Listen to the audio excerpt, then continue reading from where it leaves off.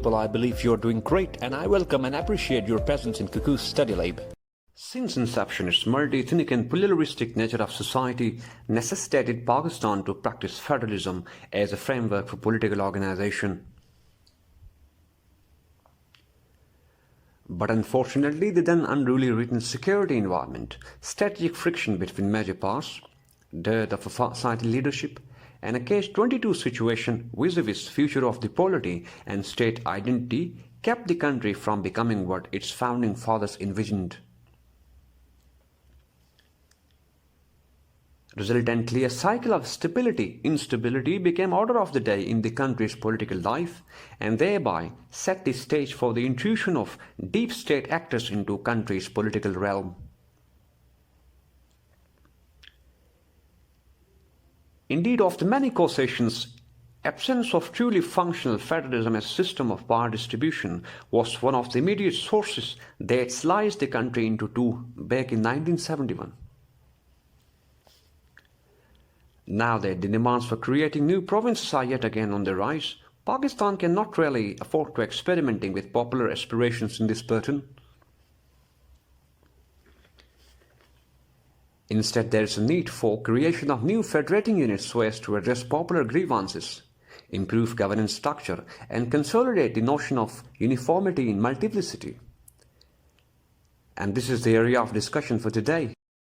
अपनी book Pakistan a new history में ion टेलबोर्ड लिखते हैं कि पाकिस्तान के जो करंट पॉलिटी की नेचर है और जो यहाँ गवर्नेंस का जो स्ट्रक्चर है वो तब ही वेल फंक्शनल एंड रिस्पॉन्सिव होगा जब यहाँ जो पावर है उसको डिवॉल्व किया जाएगा in a manner so as to create a consociational type of arrangement to consolidate federalism as a political arrangement to govern this country.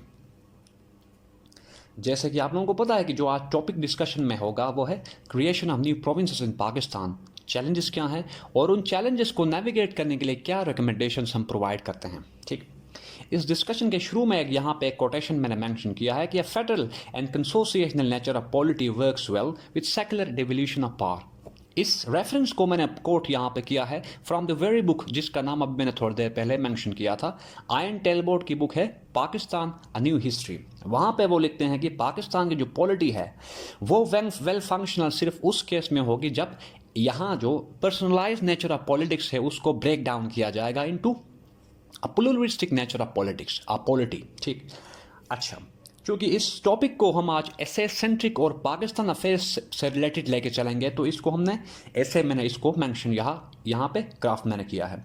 As always हमने शुरू करना होता है in case of essay writing introduction से। तो introduction चूँकि मैंने mention अपने इस लेक्चर के प्रियम्बल में आप लोगों को एक कर्सरी सा व्यू वहाँ पे प्रोवाइड किया तो आपको आइडिया होगा कि कैसे इस नेचर के टॉपिक के लिए हम इंट्रोडक्टरी पैराग्राफ को क्राफ्ट करते हैं। सेकंड पॉइंट की तरफ चले जाते हैं कि क्या चैलेंजेस हैं confronting the subject of creation of new provinces in Pakistan. इस सेकंड पोर्शन और सेगमेंट में हम देखेंगे कि वो कौन से बोटलनेक्स हैं या वो कौन से रोड ब्लॉक्स हैं जिनकी वजह से पाकिस्तान में जो क्रिएशन ऑफ न्यू प्रोविंसेस का जो सब्जेक्ट है वो एक अपहिल टास्क है।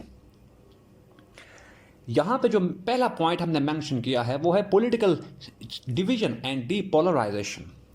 आप लोगों को वैसे आइडिया है ये पॉइंट जो पहला है वो सेल्फ एक्सप्लेनेटरी है कि पाकिस्तान में जो पॉलिटी है वो एक उसकी जो नेचर है वो अनस्टेबल है, कन्फ्लिक्ट रिडन है। ठीक, इस पॉलिटी की नेचर को हम वैसे पॉलिटिकल साइंस में कहते हैं कि पॉलिटी ऑफ पार्टीशनशिप की पॉलिटी है, क्योंकि यहाँ पे डिफरेंट पॉलिटिकल पार्टीज एग्री करती हैं जस्ट टू डिसएग्री, या उसको हम कहते हैं कि एग्री डिसएग्री सिंड्रोम उसको हम कहते हैं। ठीक, इन पॉलिटिकल पार्टीज के बीच में कोऑपरेशन एंड कोऑर्डिनेशन नाम की कोई चीज़ यहाँ पे नहीं है, कंसेंसस यहाँ पे मिसिंग है, जिसकी वजह से जो पॉलिटिक्स की जो नेचर पाकिस्तान में है वो कम्बेटिव है। ठीक, यही कम्बेटिव नेचर ऑफ पॉलिटिक्स की वजह से पाकिस्तान में जो हमारे पास जितने भी इशूज आजकल एग्जिस्ट कर रहे हैं वो सारे एग्जिस्ट करते हैं due in part to combative and personalize nature of polity, जहाँ पे पर्सनालिटीज को ज़्यादा डील किया जाता है और डिस्कस किया जाता है at the expense of development and to the detriment of people's welfare. तो एक इशू ये है कि यहाँ पे पॉलिटिक्स की जो नेचर है वो अनस्टेबल है, जिसकी वजह से जो इंपॉर्टेंट जो एरियाज है वो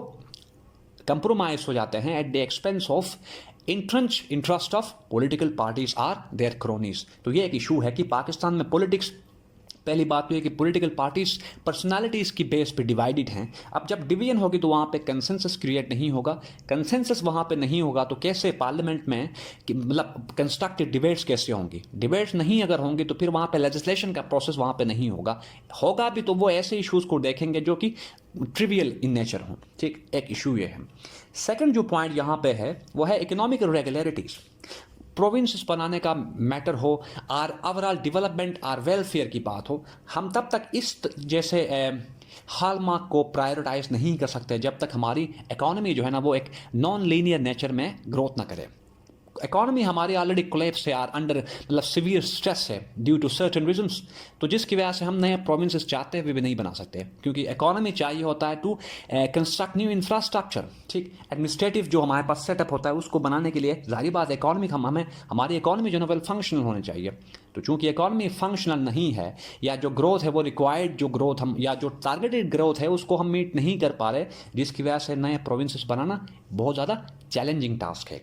third or C point, constitutional rigidness. अब यहाँ पे कॉन्स्टिट्यूशन की बात हम करेंगे कि पाकिस्तान का जो कॉन्स्टिट्यूशन है ऑफ 1973 वो बहुत उसको चेंज करना एक बहुत ही ज़्यादा एक जो ना वो टीडियस काम है यार, एक मतलब लेबर इंटेंसिव है इन अ सेंस कि उसको चेंज और उसमें अमेंडमेंट लाने के लिए हमें 2/3 मेजोरिटी चाहिए। ठीक, इस कॉन्स्टिट्यूशन का जो आर्टिकल 1 है उसको चेंज करने के लिए और उसको उसमें अमेंडमेंट के लिए हमें 2/3 मेजोरिटी चाहिए। जैसे कि ऊपर हमने बात की कि पॉलिटिकल डिवीजन है, यहाँ पे कोऑपरेशन और कंप्रोमाइज का कोई हमारा हिसाब नहीं है, जिसकी वजह से कॉन्स्टिट्यूशन में अमेंडमेंट करना हमारे पॉलिटीज़ की जो पॉलिटिकल पार्टीज़ हैं उनकी बस की बात नहीं है।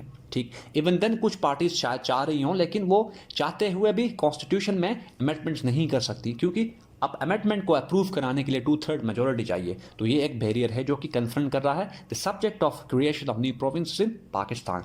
पॉइंट डी की बात कर लेते हैं, demands on the ground of ethnicity and language. अब चूंकि पाकिस्तान के बारे में आप लोगों को पता है कि हम पाकिस्तान ऐसे मेल्टिंग पॉट इसको कह ले तो गलत नहीं होगा, बल्कि पाकिस्तान एक डाइवर्स और हेटेरोजेनस जो है ना वो सोसाइटी है जिसमें डिफरेंट कल्चर्स हैं, डिफरेंट लैंग्वेजेस हैं। ठीक, अब जो प्रोविंसेस के लिए डिमांड्स कर रहे हैं वो on the basis of ethnicity and language है, जिसकी वजह से मतलब नए प्रोविंसेस क्रिएट करना रिस्की है, क्योंकि पाकिस्तान की जो हमारे पास हिस्ट्री है वो एक इनसिक्योर हिस्ट्री पाकिस्तान की है, क्योंकि यहाँ पे जो लिंग्विज्म और लिंग्विस्टिक और इथनिसिटी की बेस पे लोगों को डिवाइड किया गया। ठीक, एक्सटर्नल पार्ट्स ने एक्सप्लॉइट किया लोगों के सेंटिमेंट्स को based on their ethnicity and language. ठीक, अब जो डिमांड्स हैं वो इन दो फॉल्ट लाइंस की बेस पे हैं, तो इसका मतलब ये है कि पाकिस्तान इन दो फैक्टर्स को लेकर नए प्रोविंसेस क्रिएट नहीं कर सकता। ठीक, क्योंकि इससे होगा या कि कल को बाकी जो मतलब जितने भी यहाँ पे इतनी जो हमारी पॉपुलेशन है या डिफरेंट लैंग्वेजेस के लोग अगर नए प्रोविंसेस के लिए डिमांड करेंगे तो फिर तो वो तो हमारे लिए पॉसिबल नहीं होगा कि create new provinces based on the popular aspirations of people based on their language और इथनिसिटी। सो एक इशू ये है कि जो डिमांड्स करंटली जो डिमांड्स हैं प्रोविंसेस के लिए वो इन दो फॉल्ट लाइंस के ऊपर हैं, या इन्हीं दो फॉल्ट लाइंस को एक मतलब रीजन बना के नए प्रोविंसेस के लिए डिमांड किया जा रहा है, जिनको बेस बना के नए प्रोविंसेस क्रिएट करना रिस्की भी है, चैलेंजिंग भी है। पॉइंट ई देख लेते हैं, यहाँ पे लिखा है hegemonic and monopolistic agenda of feudal lords. अब फ्यूडल लॉर्ड्स जो पाकिस्तान में हैं, एग्रारियन हो या इंडस्ट्री के टाइकून्स हों, अब ये वो लोग हैं जो नहीं चाहते कि पाकिस्तान में पावर का जो स्ट्रक्चर है या मैट्रिक्स है वो चेंज और रीओरिएंट हो, क्योंकि उनके रिलेशंस ऑलरेडी जो एग्जिस्टिंग पॉपुलर पार्टीज हैं उनके साथ बहुत अच्छे हैं। ठीक, अब ये जो फ्यूडल लॉर्ड्स हैं, ठीक, या एग्रीकल्चरल जो फ्यूडल लॉर्ड्स हैं, एग्रीकल्चर फ्यूडल लॉर्ड्स, उनका रिलेशन पॉलिटिकल पार्टीज के साथ एक 2 वे मैनर में है। मसलन गिव एंड टेक की बेस पे काम करता है कि पॉलिटिकल पार्टीज इनको फेवर करती हैं by giving them tax holidays, और ये जो फ्यूडल लॉर्ड्स हैं वो जब ये पॉलिटिकल पार्टीज इलेक्शन के लिए कैंपेन करते तो वहाँ पे फंडिंग का काम वो करते हैं, सो फोर्थ। ठीक, तो ये जो फ्यूडल लॉर्ड्स हैं, एग्रीकल्चरल जो फ्यूडल लॉर्ड्स हैं, इनकी तरफ से भी एक स्टिफ ऑपोजिशन है का सामना है to the creation of subject जो है creation of new provinces in Pakistan. तो ये कुछ चैलेंजेस है जो कि ये जो सब्जेक्ट है पाकिस्तान में न्यू प्रोविंसेस का वो फेस कर रहा है। ठीक, नेक्स्ट हम थर्ड पॉइंट या थर्ड सेक्शन में ये देखेंगे कि कैसे, या हम ये बात करेंगे कि क्यों, पहली बात तो यह कि नए प्रोविंसेस बनाने की ज़रूरत पाकिस्तान को क्यों है। ठीक, why there is any need for the creation of new provinces in Pakistan in the first place, ये हम यहाँ पे देखेंगे।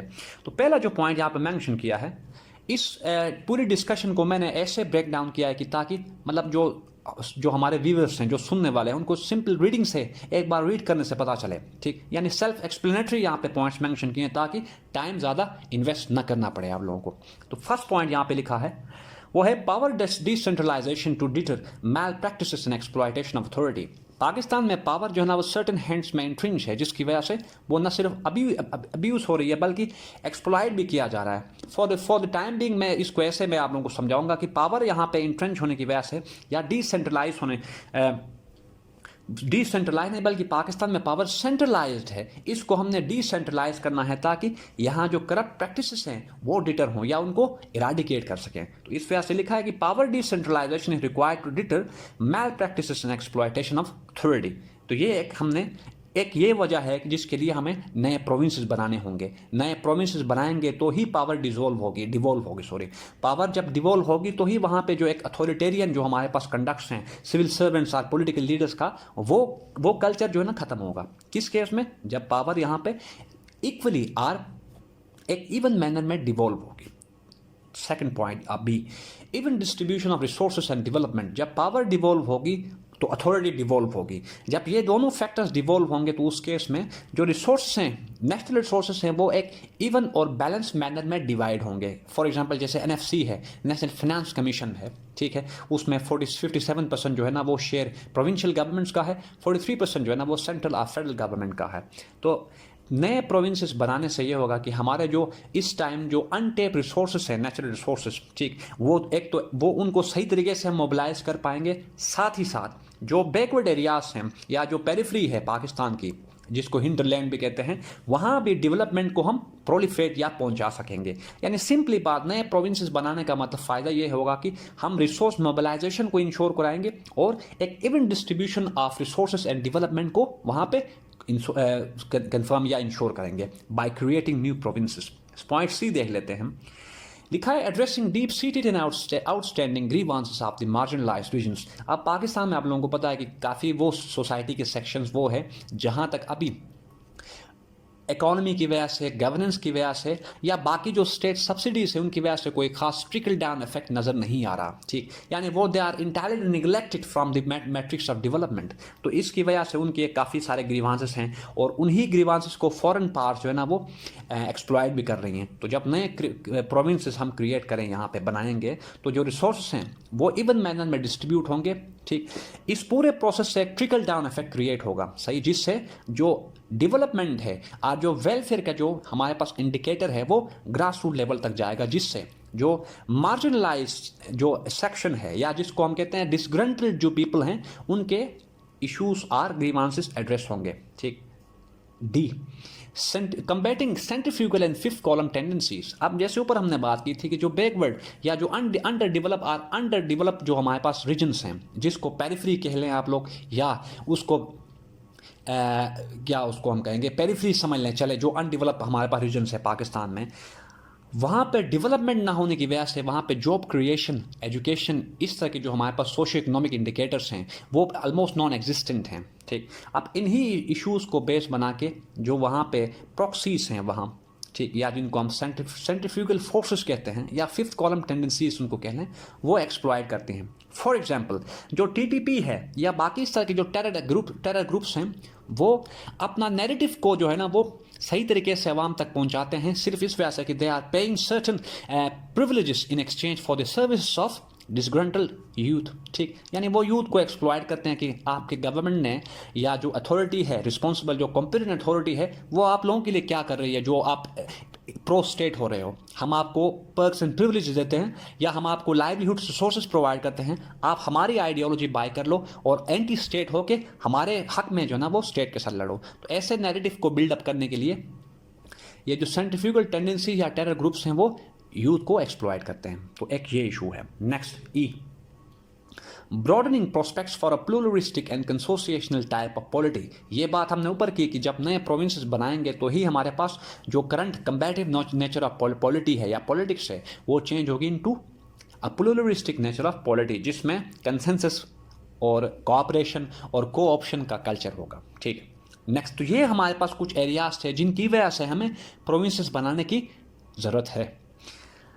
इस डिस्कशन के फोर्थ पॉइंट में हम बात करेंगे कि जो ऊपर हमने चैलेंजेस देखे उनको नेविगेट करने के लिए हमारे पास क्या पॉलिसी रिकमेंडेशंस हैं या पॉलिसी प्रिस्क्रिप्शंस क्या हैं in order to navigate and steer clear of the challenges facing subject of provinces in Pakistan. सबसे पहला जो पॉइंट यहाँ पे मैं मेंशन किया है वो है cultivating a parliamentary committee to strike a meaningful and constructive debate on the subject of new provinces. सबसे पहला काम जो हमने करना है कि एक पार्लियामेंट्री कमेटी बनाई जाए जो कि पार्लियामेंट में इस टॉपिक के ऊपर थोरली जो है ना वो एक रिजल्ट ओरिएंटेड मैनर में डिबेट करे कि whether or not we have to create new provinces in Pakistan.